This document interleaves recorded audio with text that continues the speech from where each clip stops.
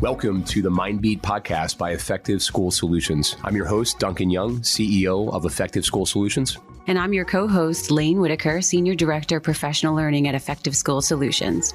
The Mindbeat podcast is the definitive source for all topics related to school-based mental health, from sharing best practices to highlighting innovative school districts to keeping track of legislation. Mindbeat is the go-to source for educators and administrators looking to implement a mental health care continuum.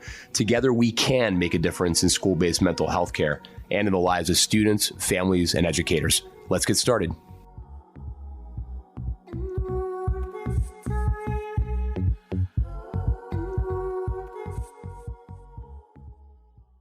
Hello, everybody.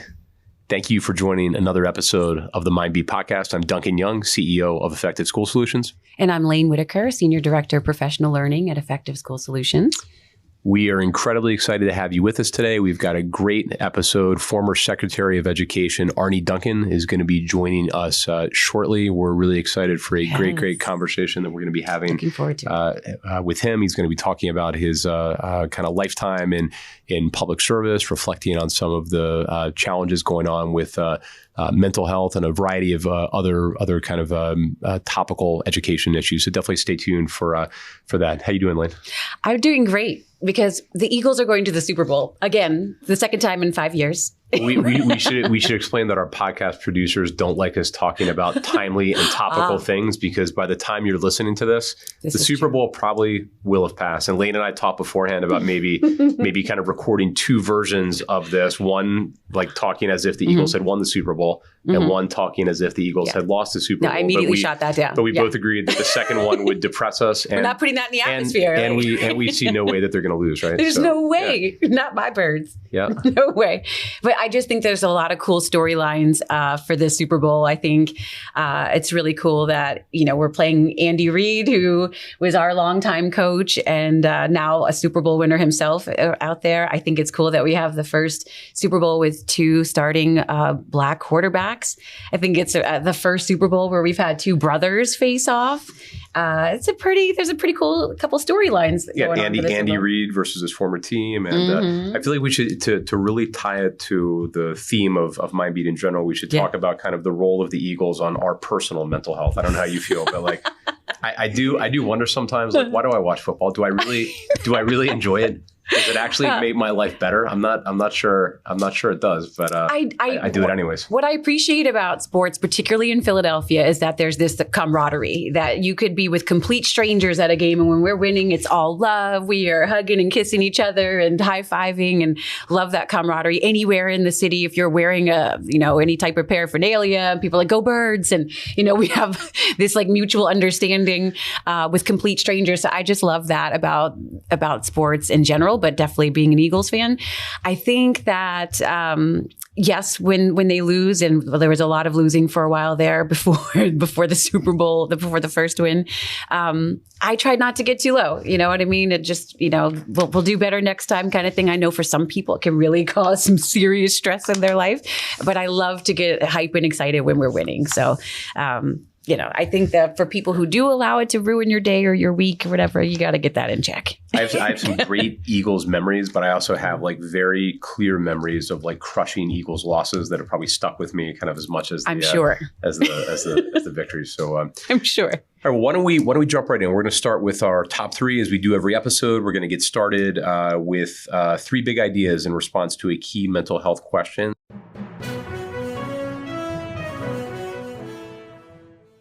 Today's top three, Laine, is top three characteristics of Tier 3 mental health programs. So when we talk about Tier 3 mental health programs, we're talking about mental health programming aligned to a multi-tiered systems of support model.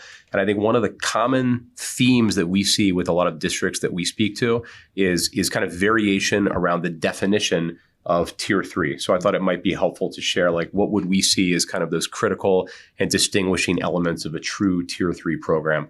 I think the first question is, who is Tier 3 mental health programming for? This is generally the highest level of care for mental health care that can be offered within a school setting. And often we're talking about students who are at risk of being outplaced to a private therapeutic day school outside of the district. It could be for students returning from a private therapeutic day school. And the three key things that we would see as essential to Tier 3 programming, number one would be kind of a wraparound model with multiple modalities of care and multiple therapeutic touch points. So what we always try to remind districts on when it comes to Tier 3 care, this is not random acts of therapy. This is not a drop-in mental health clinic. This is not kind of meeting with a therapist once a month. This is a therapist embedded within a school building and really kind of built into a child's school day. So we kind of think about really good Tier 3 care as almost like a mental health elective built into the school day, individual therapy, group therapy, family therapy, the availability of those clinicians to be available for urgent intervention. So a wraparound model, number one. The second piece is kind of like a really good quality and risk management function. So generally with Tier 3 students, you're talking about, students who have, complex mental health challenges. And we want to make sure that there are multiple sets of eyes kind of reviewing that student's chart and identifying the potential for any high-risk issues. So here at ESS, we have a quality management team that actually provides kind of another kind of review on all of our student charts and just helps us to identify whether an escalation to a higher level of care for a student is necessary. And then I think related to that, the third thing I'd point out is just really strong clinical supervision. Great mental health in a school setting almost needs to adhere to kind of like a medical model in some ways. And if you think about like any hospital show that you've watched, like ER or Grey's Anatomy or something like that, you've got, the physician treating the patient, and then you've got like the attending, right? The attending physician is doing the rounds every morning and kind of doing a secondary review on every child's case. And that clinical supervision piece is really, really important. I think one of the things we observe a lot of times in a school setting is schools who do this on their own might have therapists that they've hired, but oftentimes they don't have a trained clinical supervisor to oversee those individuals. Those therapists might roll up to someone in the administration who has great background, maybe in an academic subject, maybe in special education, but doesn't necessarily have any formal training in mental health. So that strong, well-defined clinical supervision function, I would say, is the third thing. So those are our top three for today, top three characteristics of Tier 3 mental health programs. I think that's a solid list. And what's so great is when all those things are in place and really working, then it really frees up the administration of a building or a district to tend to Tier 2 kids or to the greater population when the kids with the highest needs are really being accommodated at a high level. So really has a positive impact on the entire school community. Yeah, great point. Great point. So we're moving on to the news. In the news. In the news.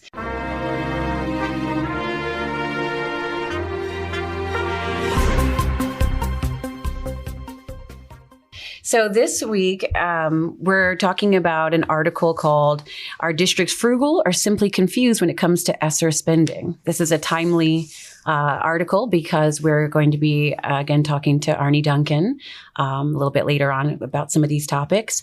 But this article is commissioned by Kelly Education and written by district administration. And basically it talks about how they highlight a couple of districts in particular, Los Angeles, Houston, Wake County, North Carolina, to name a few. And they're really just showing how much ESSER spending that they have available to them, which is very large amounts, and that they're really underspending and underutilizing those funds. And so it begged the question, are districts confused about what to do when it comes to spending? Do they need more direction? And so it does beg the question. We also talk about, are these things sustainable? So I think that a lot of districts may try to hang on to this money thinking, we need to use it for this or that, or let's hang on to it. But these budgets don't last long, as you've really got to spend it. So it was an interesting article, asked some interesting questions, and it really didn't have an ultimate answer. It was just sort of kind of putting that question out there for you to think about, to put that in the atmosphere. And I think this is a big deal. So the ESSER funds that our listeners might be aware of, or those COVID relief funds that are out there to help districts kind of recover from the pandemic. I mean, historic infusion of dollars kind of into the education system. And it is I would see this as very binary right now. I think we see some districts that have like 60% of their funds kind of left over.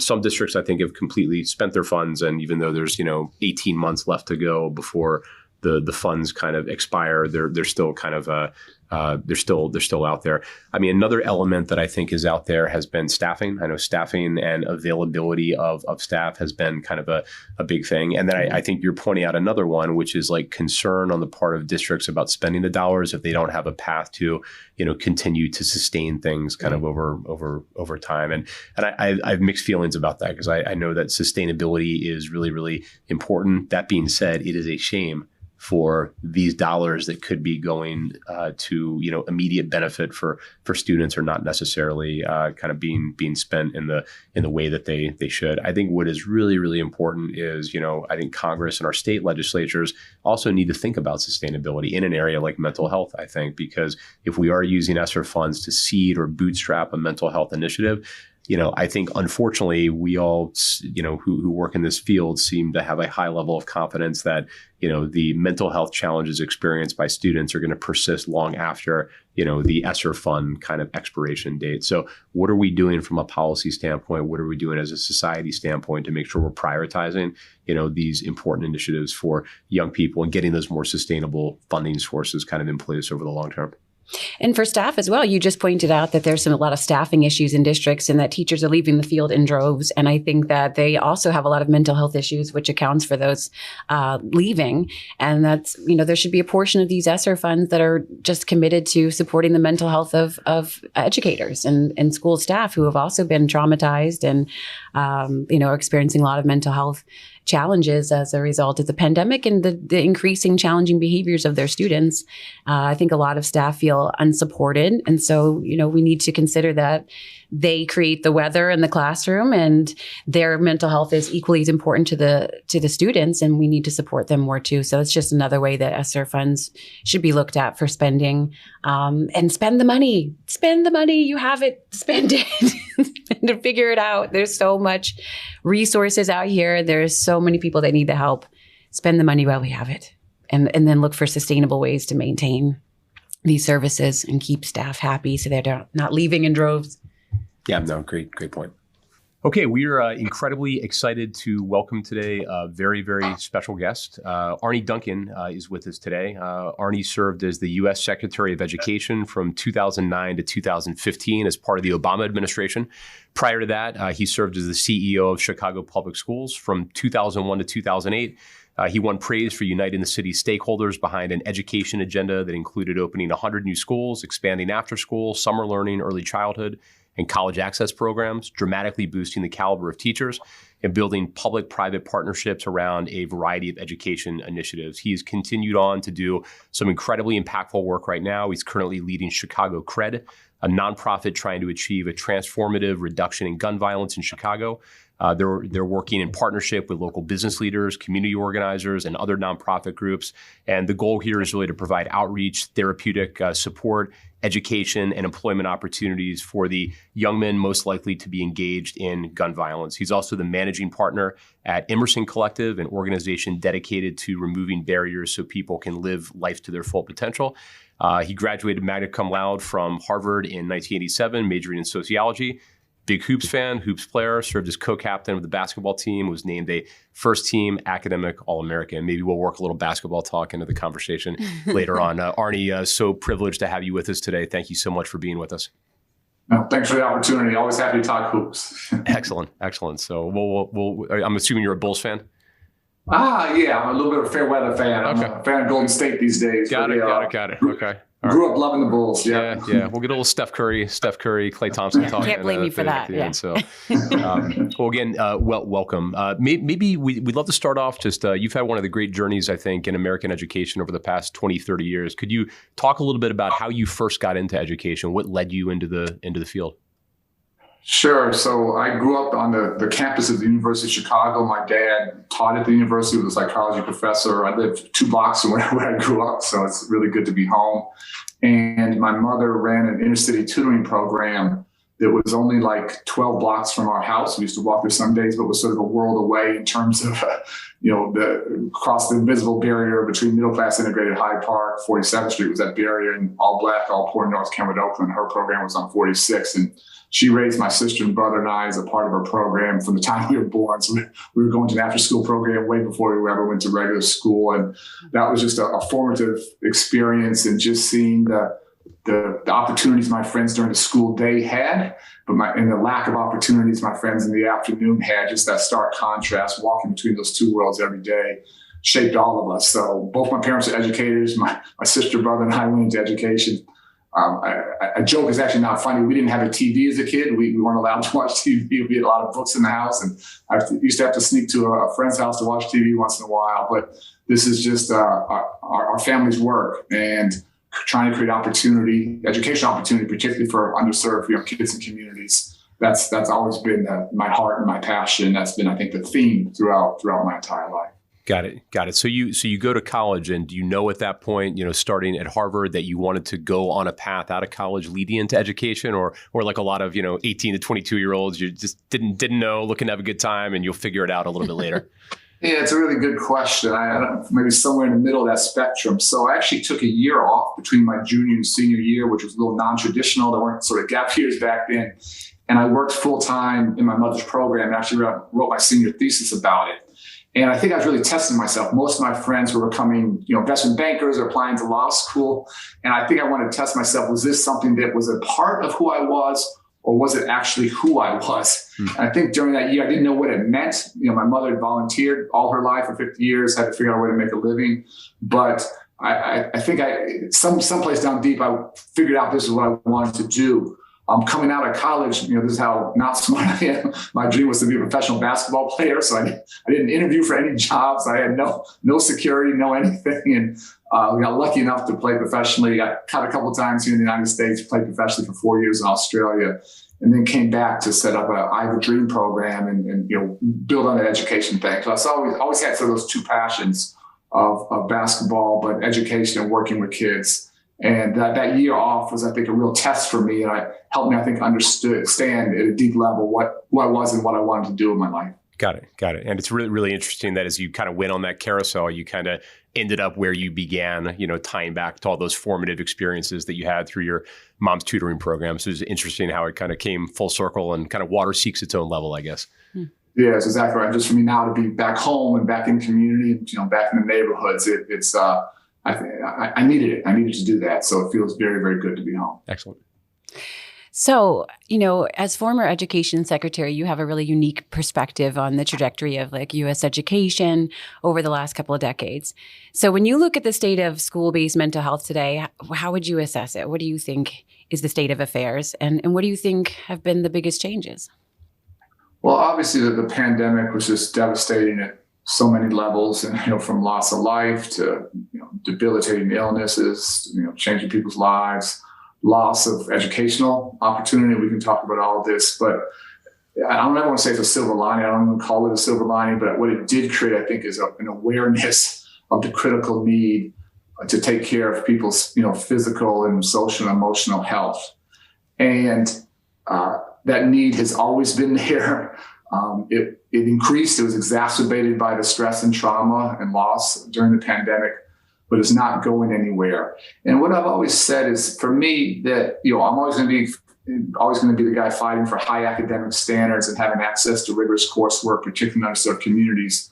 But the foundation, the house upon all that is built, is really physical and social and emotional health. And my mother always had a saying: if a child's stomach is rumbling, it's hard to concentrate. And that was right. And she fed every kid every day the second they walked into the center, and just tried to take if kids need eyeglasses, and to get them eyeglasses. But if they're dealing with stress, if they're dealing with trauma, if they're dealing with challenges at home, if they're dealing with bullying, if there are issues in the school, the community, it's hard to concentrate on algebra, trig, and biology, AP physics. And so for me, building this foundation of meeting kids where they are, taking care of those physical and social and emotional needs, not hiding from it, not sweeping under the rug. I would add teachers as well, who have been through so much. It's not just the students as a staff. For me, if we don't do this, we can't get to where we go, where we want to go educationally. And so it's critically important. I'm glad people are understanding that now more than ever. Are we doing enough? No. Are we doing more than we have in the past? Yes. And we need to continue to get better. And whether it's physically, whether it's virtually, whether it's hybrid, there are lots of ways to help kids in terms of their social and emotional well-being. But we have to know where every kid is at and meet them exactly where they are. So Arne, when it comes to taking the next step with school-based mental health, are there specific kind of gaps or kind of areas for improvement you see? And if there's a state or federal legislator or policymaker listening to this, what are some of the things that you think should be on the radar screen of policymakers? Yeah, the short answer is easy to say, it's hard to do. For me, this has to be as the availability of access to those services has to be as ubiquitous as access to running water, as access to electricity. And whether it's a 5-year-old or a 13-year-old or 18-year-old, or I think we're primarily talking K to 12, but college students as well. There's just a desperate need now. And so for me, this is not an add-on. It's not an extracurricular. It's not a nice to have. It's a must have. And again, not everyone needs it, but everyone needs to have access to it. And people might need, no services one day and need a whole bunch of support the next day because something has happened in their life. And so I think just really understanding that just as we teach, reading and writing and math and English and social studies, this has to be core. And I often worry that things like this are so important, not always, but too often there's greater access amongst the wealthy. And so the haves get more and the have-nots don't. And whether it's a child in a wealthy community, whether it's a child, in inner city Chicago or Cleveland or Detroit, whether it's a child in Appalachia, a child in Native American reservation, I can make a pretty compelling case that they need more access to more comprehensive services. And so I don't want this to be a case of the haves and the have-nots. Like I said, I want this to be universal. I want it to be ubiquitous. So if we want to get to that level of ubiquity and that level of kind of equity, what does that need to look like from a funding standpoint? Because when I think about most of our tried and true kind of federal funding sources, be it Title I, IDEA, et cetera, those things can be used for mental health, but they can also be used for a lot of other things that are competing for the same dollars. Do we need to be on a path for a more formal kind of federal program targeted towards mental health dollars and mental health access? It's a great question. As you know, on the K to 12 side, the federal money is usually only 8 to 10% of funding for any school or school district. It's usually 40, 50% coming from the state and 40, 50 coming from the local community. So this is not one where I'm looking at one source or look just at the federal side.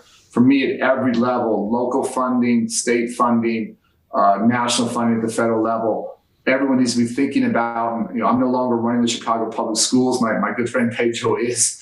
But, superintendents around the country, I think they're understanding how critically important this is. And yes, you have to make hard choices in terms of budget priorities. But I think this is, has to be at the top of everybody's list today. And I think there's an increasing awareness of that. So would it be great to increase funding? Absolutely. I'm always going to be a great advocate for more funding for public education. But for me, this is not something that we can wait for some new federal funding stream. I don't want to, we don't have the luxury of waiting. We can't afford to do that. We have to figure it out now and every day going forward. Well, that's actually a great segue into my question. So when you were in the Obama administration, you presided over the ARA funding, which for our listeners that may not know, that was the funding in response to the financial crisis early on in that administration. And now we've got the ESSER funds, which are a response to COVID pandemic. So you just were starting to say that we have to act now. What do you think were the lessons learned about creating sustainable funding, after ARA, and now we're running out of ESSER funds soon? Yeah, so that's a great question. So the ESSER funds, we put out a lot of money, and ESSER funds are a whole different level. Right. So school districts have significantly more money than they've ever had. But to your point, it's time limited. And so for me, I'm always looking at things like this. They have to be sustainable. Mm-hmm. So those ESSER funds, for me, that's sort of more one-time funding. So maybe that's building upgrades. I've been a big advocate for high dosage tutoring and helping kids catch up who fell significantly far behind during the pandemic. A lot of kids just left school, so sending teachers and social workers and counselors to their homes to bring them back into school. I desperately worry about that. But for me, this funding for children's social, emotional health and well-being, this can't be one-time funding. This has to be recurring, continual funding. And so ESSER can maybe get you started. And I know schools have increased social workers and counselors and access to stuff online.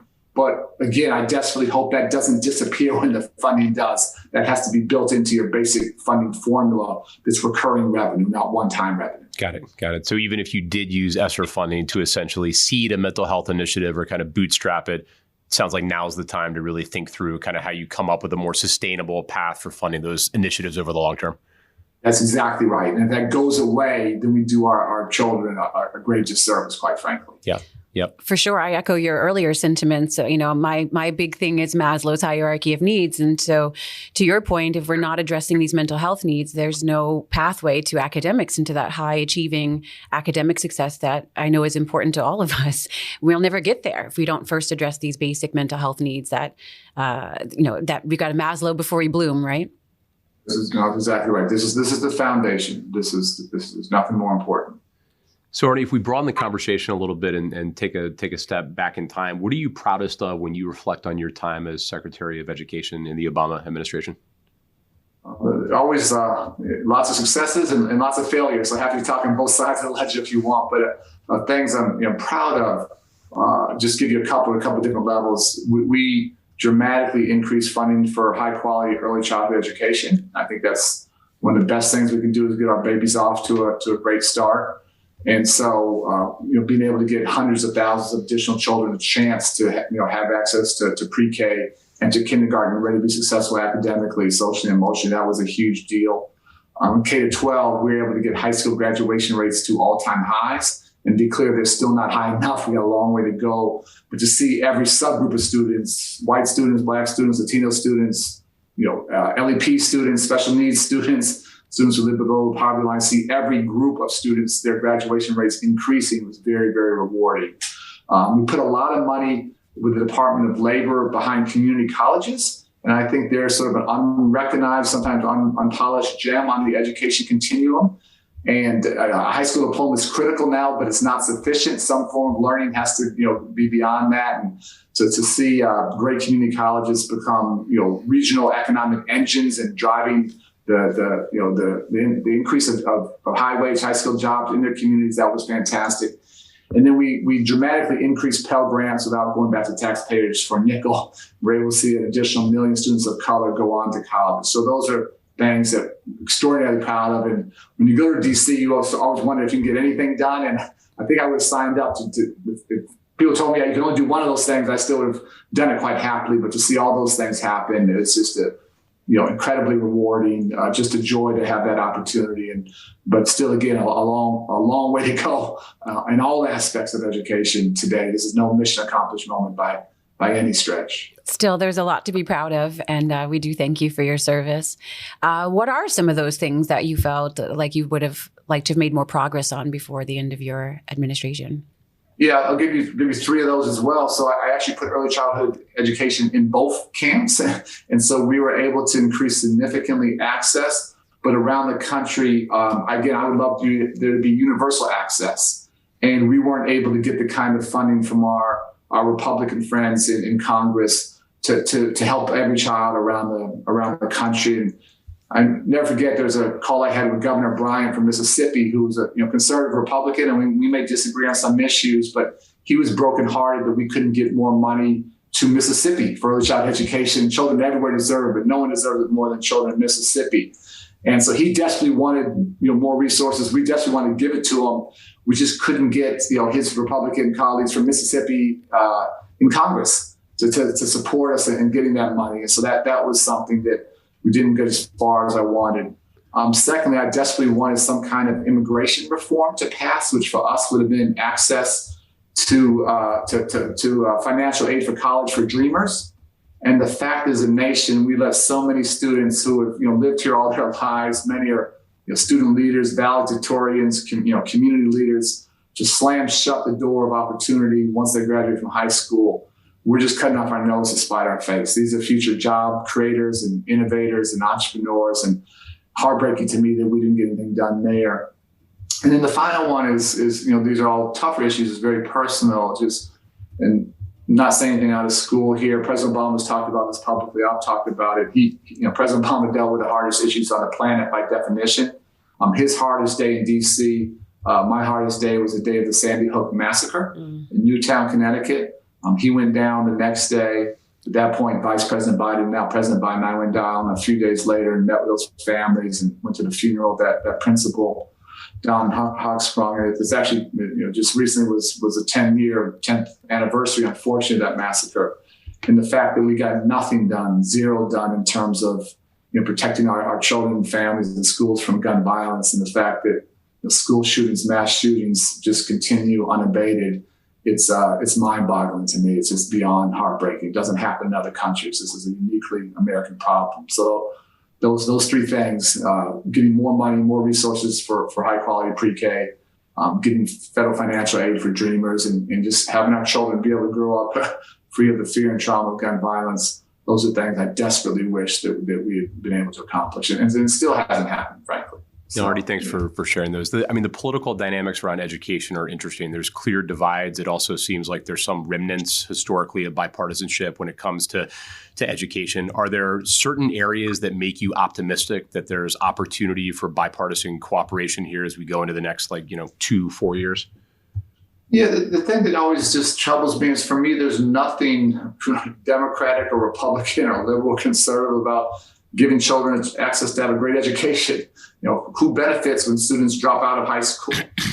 Who benefits when we don't have an educated workforce? And so I always say that a strong military is our best defense, but a great educational system is our best offense. And I just desperately hope that folks can come together of common goodwill and just create better educational opportunities. So I'll just put out a couple goals. One would be to have high quality pre-K be accessible and affordable for everyone. A second goal would be to have high school graduation rates get up to 90% for the country. And again, that's not enough, but the goal. A third would be to lead the world in college completion, whether that's at 4 universities or 2 community colleges. And if we could unite as a country behind those goals, we could have lots of debate and local experimentation or whatever around the strategic ways to accomplish those goals, how to execute against them. But I just desperately wish as a country, again, for me, those are nation building goals. And so that's my hope. I can't quite say I've seen that happen, but I hope as a country we'll come to our senses and understand that the good jobs, the high wage, high skill jobs, we live in a flat world now. They can go anywhere. I desperately want them in our country, in our communities, where they can go to India or China or South Korea or Singapore, anywhere. And we got to fight for those jobs. And the only way those jobs are going to be here is if we have the best educated workforce in the world. And so I hope we can unite behind how we get there. Just give you one concrete example on the bipartisan side. We talked a lot about making community college affordable, and we put a lot of money behind it, but basically free. But we didn't do that as administration. The state that did that was Tennessee. That was led at the time by Governor Haslam, who happens to be a Republican. So he took what was theoretically a Democratic idea. He actually executed it, implemented it, because he didn't see things politically. He just saw that his best asset in his state, his best resource were his people. And he wanted to educate that. And so that's just one concrete example of where you put politics aside, you just figure things out. And he was an amazing education governor, amazing education leader in that state, still close to him. Happened to be a Republican, who cares? He had a heart for his people, heart for students, heart for his state. And he did the right thing. That's a great example. So I know our time is getting short, so I want to just pivot a little bit and take the opportunity to have you share with our listeners a little bit about the work that you're doing with the Chicago CRED and the Emerson Collective. Is there anything that you can highlight for us? Sure, I'll do it briefly. And this is a bit of coming from a place of pain, quite frankly. But unfortunately, gun violence is something that's haunted me all my life here in Chicago. I lost friends when I was a teen, growing up playing basketball on the South and West Sides. And then fast forward to the 7.5 years I've led the Chicago Public Schools, lots I'm proud of. And we can talk about that story on another podcast if you want. But during my watch, in my 7.5 years, on average, we had a student killed every 2 weeks due to gun violence here in Chicago. It's a staggering rate of loss. And thank goodness never in a school, but, at home, the corner store, walking down the block, going home on a bus. And when I left to go to D.C. very naively, I thought we were rock bottom. I thought it couldn't get worse. And unfortunately, 7 years, our family was in D.C. Things got a lot worse here in the city. So for me, just being a Chicago boy coming home, this felt like the crisis facing the city. Didn't feel we were addressing it. So set up Chicago CRED to work with the young men and women on the South and West Sides who are most at risk of shooting and being shot. And we've been at it 6 years and learned a lot of tough lessons. This is the hardest work I've ever done. It's frankly the most heartbreaking and the most humbling, but it's also the most inspiring and meaningful. And so we've worked with over 1,000 men and women now. We're seeing very, very significant decreases in gun violence in the communities where we're working. So that's very, very encouraging. Remarkable to see the transformation of people putting down the guns and putting in place peace treaties and really becoming the community assets they want to be. And so we're trying to scale and see if we can continue to bring the city's level of violence down as a whole, and working very hard with amazing community partners around the country to give people a chance to put down the guns and build productive lives.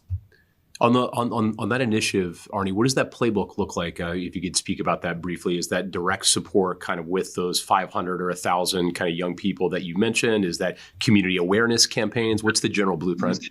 No, this is very nitty gritty, very hands-on. So we have 8 centers across the city working with young men. We now have a women's program. And unfortunately, because people shooting, being shot are getting younger, we're down to working with 13-year-olds as well. So with teens. And so this is very much hands-on. Everyone gets a life coach. Everyone gets a clinician, and working through that trauma is critically important. We've had lots and lots of folks get high school diplomas. We do these big graduation ceremonies. They're really powerful. And then we have a jobs program at the end. So folks spend about a year with us and really trying to help them stabilize and grow and heal. And then we have about 44 employers who hire our folks at the back end. And having that job opportunity is so important.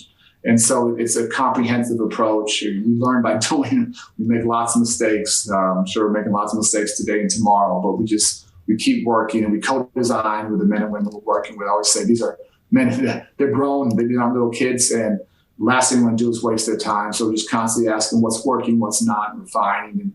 And again, seeing their transformations it's I can't tell you how powerful it is. As we build our team and expand, about half our staff that we hire now are former participants, are alumni who are now outreach workers and life coaches and helping out. And just to have that pipeline of talents, it's extraordinary to see how far folks have come. Well, it sounds like incredible and impactful work. So just appreciate your leadership in this area. I know we're running short on time. Final question that we ask all of our guests: what's in your go-to mental health toolkit? How do you kind of regulate yourself on a day-to-day basis?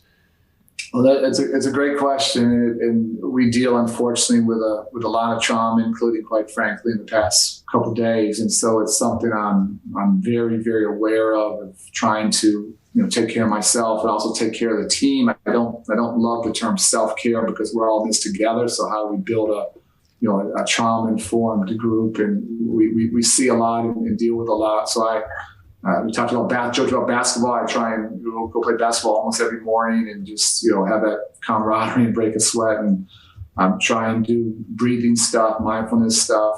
I talk to a counselor on an ongoing basis just to work through stuff that I'm dealing with. And so really trying to make sure that I'm bringing my best self to some very, very tough situations. And it does take a toll. There's a cumulative impact. And like I said, this is the hardest thing I've ever done. I have more sleepless nights now than I did at DC because it's so personal. But I'm acutely aware of how important it is to take care of my teammates and myself, and working to do that better on an ongoing basis. Well, Arne, appreciate your incredible public service throughout your career and the impactful work that you're doing right now. We didn't get a chance to talk about basketball. We could have talked about the Sixers and how I'm sure they're going to lose in the second round of the playoffs again. It seems to happen kind of every year. And I'm sure the Golden State will go 41-0 in the second half of the season. But we'll see how it plays out. But thank you so much for your time and your generosity with your time today. We appreciate it. Thanks for the opportunity. You guys have a great day now. Take care.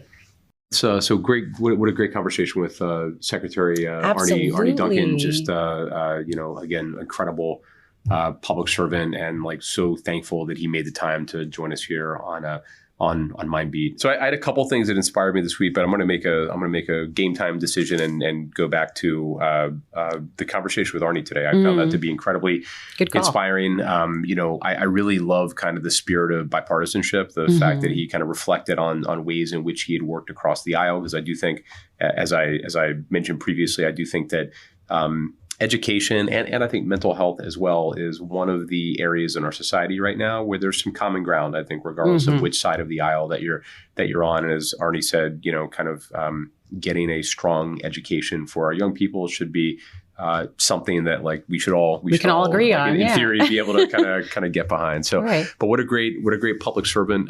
You're talking about somebody who, with his intellect and I think kind of academic background, literally could have done anything. And so the fact that he has kind of chosen a path to really focus on public service, I think is just really inspiring and just a great kind of case study for how someone can make an impact in their career. So thank you again, Arne, for joining us, and great stuff. So I would add to that too that I was very inspired by his Chicago CRED program, and if we had more time with him, I would have asked how he could duplicate that in other cities that are also really struggling with gun violence. So that is a really cool program. It was really holistic the way that he describe their program. So great opportunity to scale that and kind of make an impact in other areas. So, well, Laine, as always, great to see you. You as well. And until another episode, we will see you all next time. Thanks everyone for joining us on this latest episode of the Mind Beat podcast, and we appreciate you listening. You can like us, you can follow us on the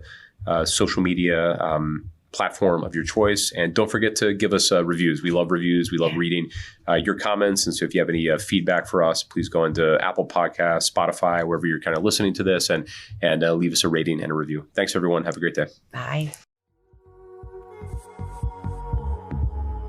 The MindBeat podcast is a production of Effective School Solutions. MindBeat represents the opinions of Duncan Young, Laine Whitaker, and their guests on the show.